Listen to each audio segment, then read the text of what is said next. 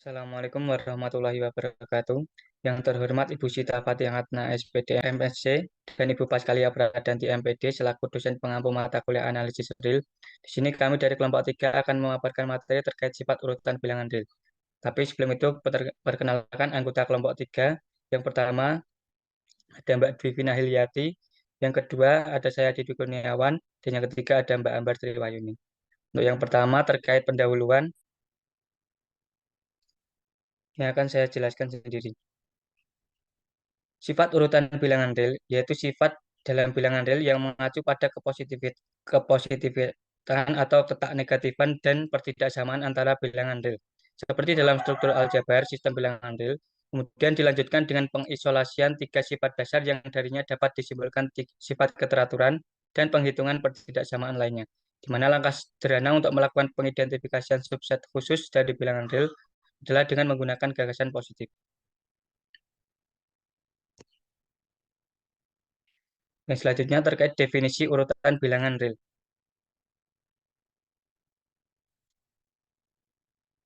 Definisi 1.1 yaitu suatu bilangan dikatakan sebagai bilangan real positif apabila terdapat himpunan bagian P yang bukan himpunan tak kosong atau non-empty set dari suatu himpunan bilangan real R serta memenuhi beberapa sifat berikut.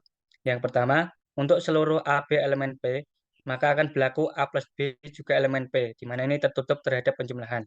Yang kedua, untuk seluruh A, B elemen P, maka akan berlaku A kali B elemen P juga, di mana ini tertutup terhadap perkalian. Dan yang ketiga, apabila A elemen dari R tepat satu hubungan berikut akan berlaku, di mana min A elemen P atau A sama dengan 0 atau A elemen dari P.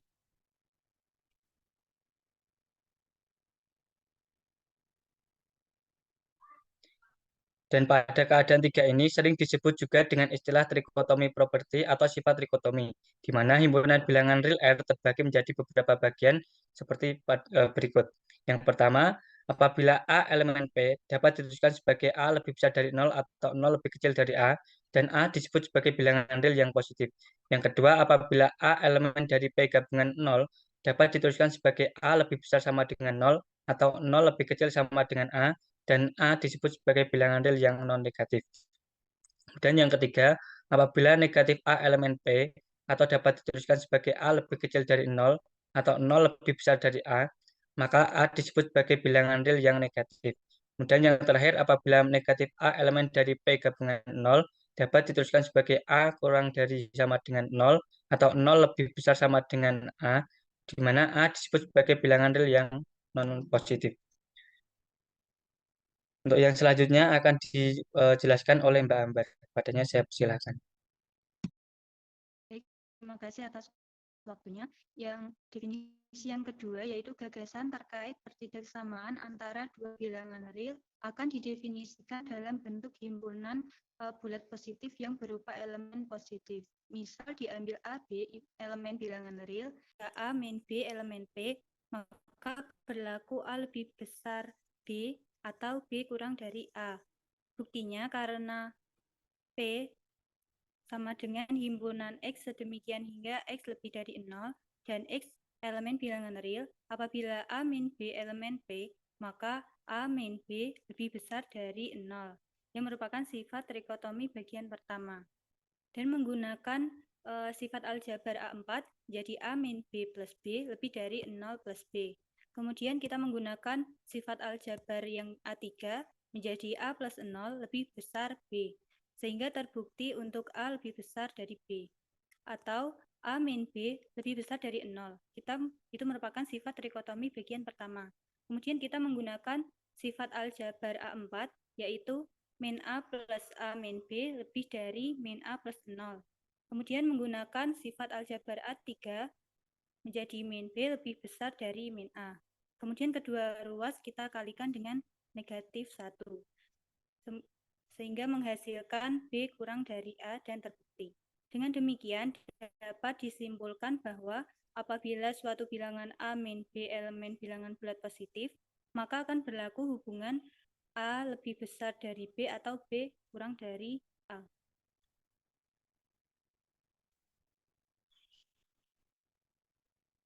Yang kedua, jika A min B elemen bilangan bulat positif gabungan 0, maka A lebih besar dari sama dengan B atau B kurang dari sama dengan A. Buktinya karena P gabungan 0 memiliki himpunan X sedemikian hingga X lebih besar dari sama dengan 0 dan X merupakan elemen himpunan bilangan real. Jika A min B elemen P gabungan 0, maka A min B lebih besar dari sama dengan 0, yang merupakan sifat trikotomi bagian kedua. Kemudian kita menggunakan sifat aljabar A4 menjadi A min B plus B lebih besar dari sama dengan 0 plus B. Dan menggunakan sifat aljabar A3 menjadi A plus 0 lebih besar sama dengan B. Dan terbukti untuk A lebih besar sama dengan B. Atau A min B lebih besar sama dengan 0.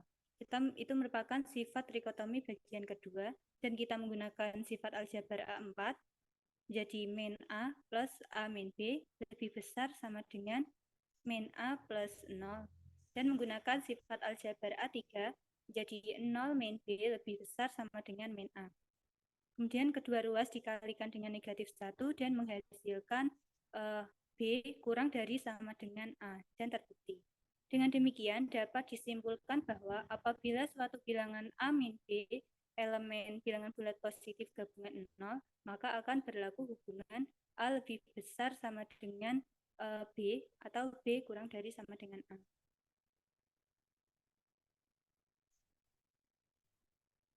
Sekian dari saya kembalikan ke moderator. Baik, terima kasih. Untuk yang selanjutnya akan disampaikan oleh Mbak Dwi Vina. Kepadanya saya persilakan. Baik, selanjutnya yaitu berdasarkan sifat trikotomi 1.1 bagian 3 mengimplementasikan bahwa untuk setiap A, B elemen R akan tepat satu pernyataan berikut yang berlaku, A lebih dari B atau A sama dengan B atau A kurang dari B. Selanjutnya, apabila keduanya bersifat A kurang dari sama dengan B dan juga B kurang dari sama dengan A, maka dapat disimpulkan bahwa A sama dengan B. Selanjutnya yaitu teorema urutan bilangan real. Teorema 2.1. Misalkan A, B, dan C adalah sembarang elemen dari bilangan real, maka yang pertama, apabila A lebih dari B dan juga B lebih dari C, maka akan berlaku A lebih dari C. Yang kedua, apabila A lebih dari B, maka akan berlaku A ditambah C lebih dari B ditambah C. Yang ketiga, apabila A lebih dari B dan juga C lebih dari 0, maka akan berlaku CA lebih dari CB. Yang keempat, apabila ada A lebih dari B dan juga C kurang dari 0, maka akan berlaku CA kurang dari CB. Yang selanjutnya yaitu teorema 2.2.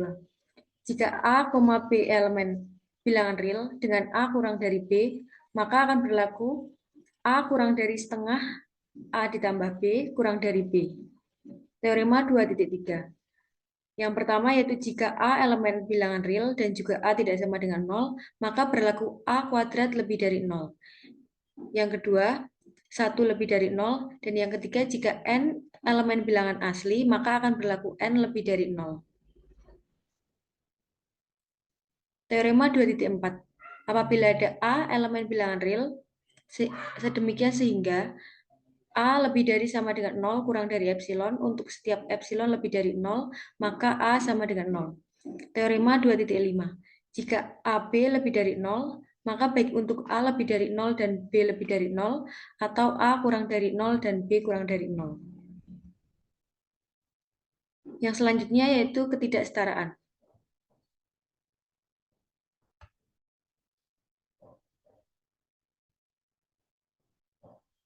Yang pertama, pada ketidaksetaraan akan ditunjukkan bagaimana properti order pada bagian ini dapat digunakan dalam memecahkan ketidaksetaraan tertentu.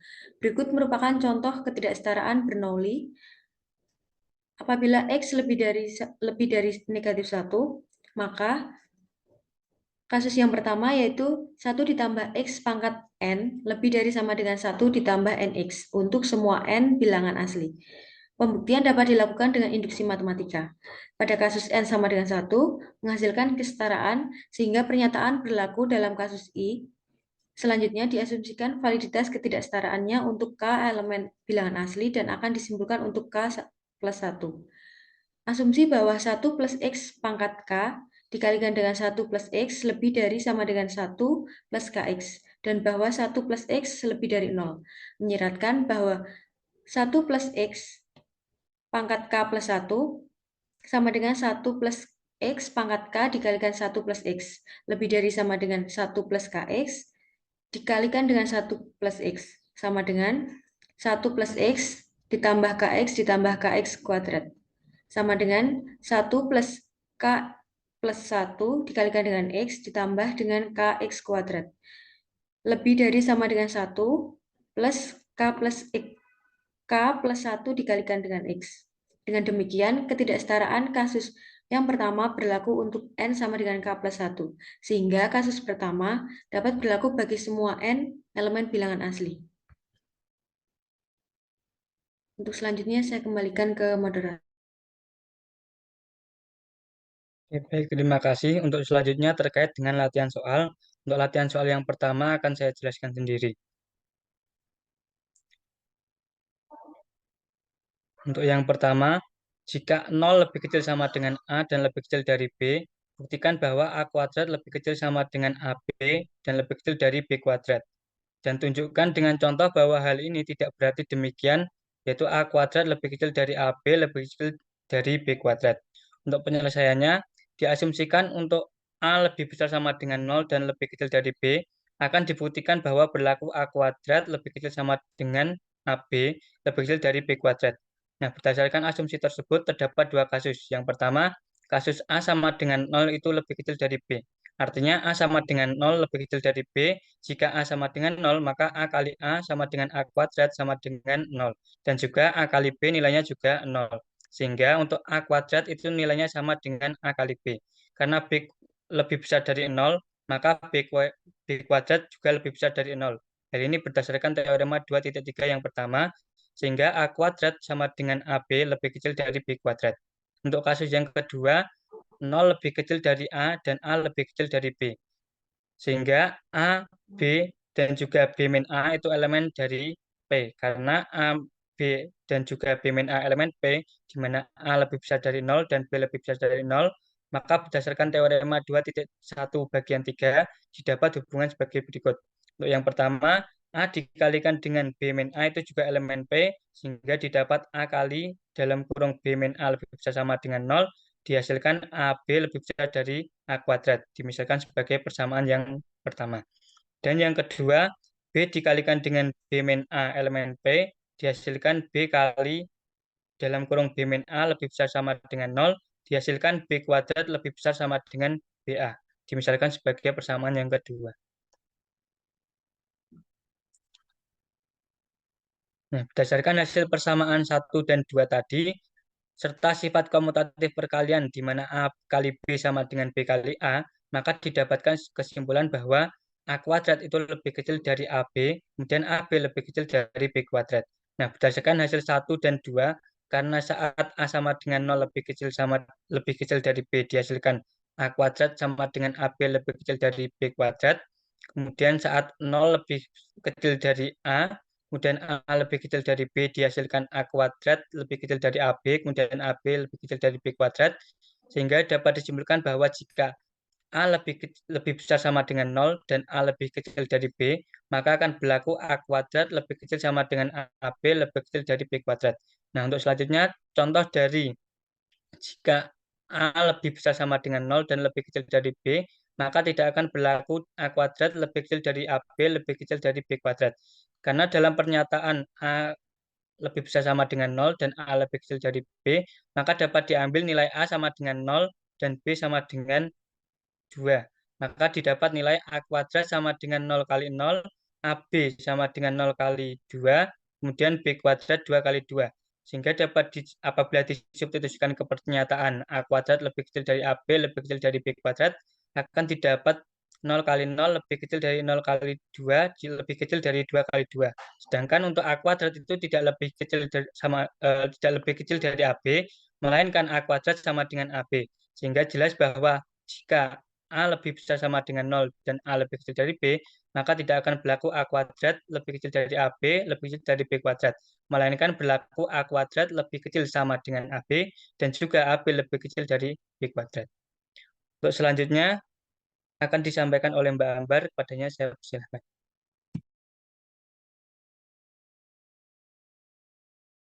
Baik, selanjutnya untuk contoh soal yang kedua, apabila A lebih besar dari 0 dan A kurang dari B, tunjukkan bahwa akar dari AB itu lebih besar dari A dan lebih kecil dari B, dan 1 per B itu kurang dari 1 per A. Penyelesaiannya yang pertama, membuktikan untuk akar dari AB lebih besar dari A dan lebih kecil dari B. Misalkan kita mengasumsikan negasi dan menurunkan A sama dengan B, maka akan bertentangan dengan A lebih kecil dari B. Oke, yang pertama itu kita untuk mencari yang A lebih besar dari 0 dan kurang dari B itu dikalikan dengan A, sehingga diperoleh untuk A kali A itu lebih besar dari 0 dan lebih kecil dari B kali A. Sehingga menjadi A kuadrat lebih besar dari 0 dan lebih kecil dari AB. Kemudian kita akarkan, sehingga akar dari A kuadrat lebih besar dari 0 dan lebih kecil dari akar dari AB. Sehingga menjadi A lebih besar dari 0 dan lebih kecil dari akar AB. Dia merupakan ini persamaan yang pertama. Yang kedua, A lebih besar dari 0 dan lebih kecil dari B dikalikan dengan B. Sehingga diperoleh untuk A dikali B itu lebih besar dari 0 dan lebih kecil dari B kali B. Menjadi AB lebih besar dari 0 dan lebih kecil dari B kuadrat. Kemudian kita akarkan menjadi akar dari AB lebih besar dari 0 dan lebih kecil dari akar B kuadrat. Sehingga menghasilkan untuk akar AB itu lebih besar dari 0 dan lebih kecil dari B. Merupakan persamaan yang kedua. Dari hasil yang pertama dan yang kedua itu, maka akan diperoleh untuk akar dari AB itu lebih besar dari A dan lebih kecil dari B. Jadi terbukti untuk akar dari AB lebih besar dari A dan lebih kecil dari B apabila diketahui untuk A lebih besar dari 0 dan lebih kecil dari B.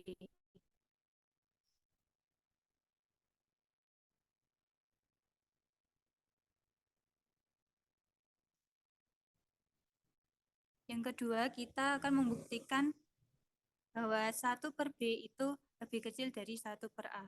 Misalkan untuk nilai A lebih besar dari 0 dan B lebih besar dari 0, sehingga untuk nilai AB itu juga lebih besar dari 0.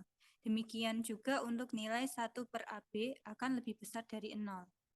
Nah, akan kita buktikan dua hal. Yang pertama, untuk A lebih besar dari 0 dan A lebih kecil dari B untuk perkalian A. Jadi, A dikali 1 per B itu lebih besar dari 0 dan lebih kecil dari B. Dengan 1 per AB itu lebih besar dari 0. Sehingga menghasilkan 1 per B lebih besar dari 0 dan lebih kecil dari B.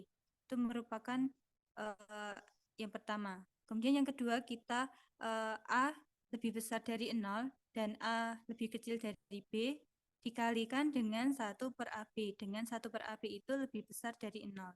Sehingga menghasilkan A lebih besar dari 0 dan A lebih kecil dari 1 per A. Nah, dari yang pertama itu kita peroleh bahwa nilai A itu sama dengan 1 per B. Dan dari yang kedua itu kita peroleh bahwa nilai B itu sama dengan 1 per A. Apabila kita substitusikan akan membentuk A kurang dari B itu sama dengan 1 per B kurang dari 1 per A. Jadi terbukti bahwa 1 per B kurang dari 1 per A apabila diketahui A lebih besar dari 0 dan A lebih kecil dari B. Sekian dari saya kembalikan ke moderator. Baik, terima kasih. Untuk yang selanjutnya akan disampaikan oleh Mbak Dwi Vina, padanya saya persilahkan.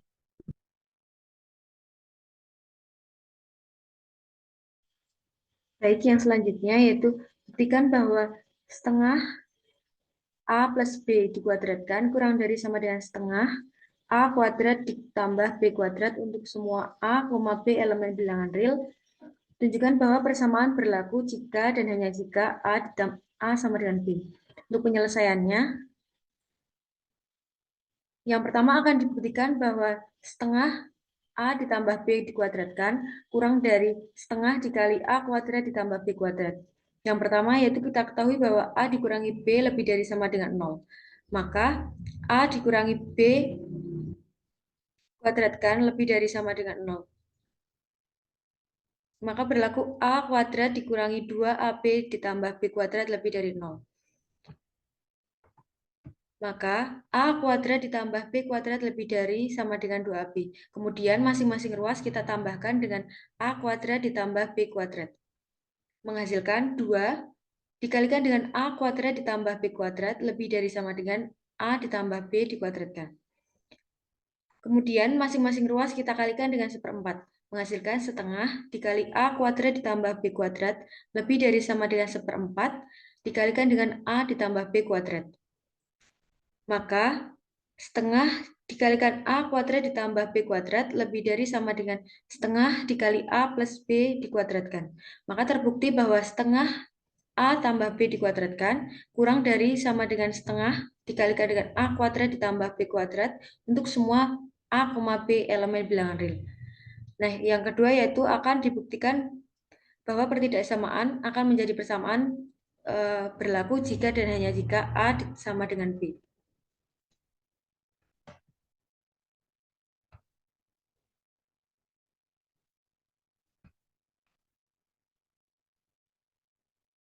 Nah, lanjutannya untuk yang pertama kita pembuktian yang pertama yaitu setengah A ditambah B dikuadratkan sama dengan setengah dikalikan A kuadrat ditambah B kuadrat. Untuk ruas yang kiri kita kuadratkan menghasilkan setengah 1/4 dikalikan A ditambah B kuadrat sama dengan setengah dikalikan A kuadrat ditambah B kuadrat.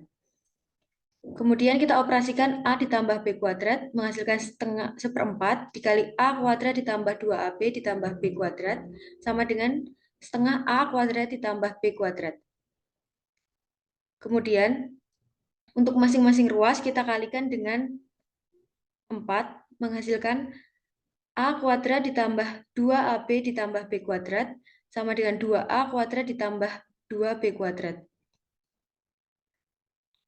Untuk selanjutnya yaitu kita pindah ruas menjadi 2AB sama dengan A kuadrat ditambah B kuadrat. A kuadrat ditambah B kuadrat dikurangi 2AB sama dengan 0. Kita ubah menjadi bentuk A dikurangi B kuadrat sama dengan 0. Untuk masing-masing ruas kita akar kuadratkan jadi A kurangi B sama dengan 0, maka A sama dengan B. Untuk pembuktian yang kedua yaitu A sama dengan B, maka kita mempunyai setengah A kuadrat ditambah B kuadrat. Kita substitusikan A sama dengan B menghasilkan setengah dikalikan A kuadrat ditambah A kuadrat sama dengan A kuadrat. Kita ubah menjadi bentuk setengah A ditambah setengah A dikuadratkan. Maka menghasilkan setengah A ditambah A dikuadratkan. Karena A sama dengan B, maka setengah dikali A ditambah B dikuadratkan. Jadi, berdasarkan pembuktian 1 dan 2, maka terbukti bahwa pertidaksamaan akan berlaku persamaan jika dan hanya jika A sama dengan B. Selanjutnya saya kembalikan ke moderator. Baik, terima kasih atas penjelasannya. Demikian dari kelompok 3, kurang lebihnya kami mohon maaf. Kami akhiri. Wassalamualaikum warahmatullahi wabarakatuh.